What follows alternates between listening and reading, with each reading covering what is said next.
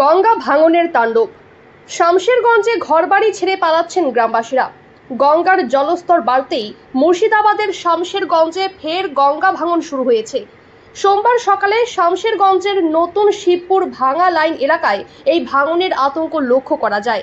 ভাঙনের ফলে কৃষিজমি, শৌচালয় এবং বাড়ির ফাঁকা অংশ গঙ্গার গর্ভে তলিয়ে গেছে।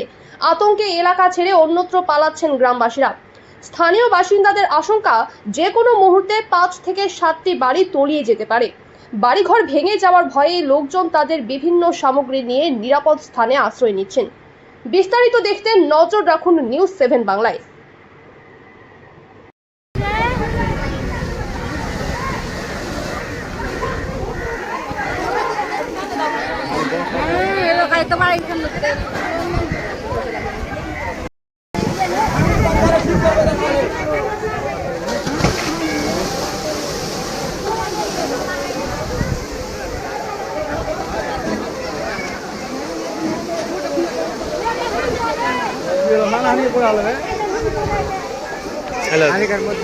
মসিন মাটি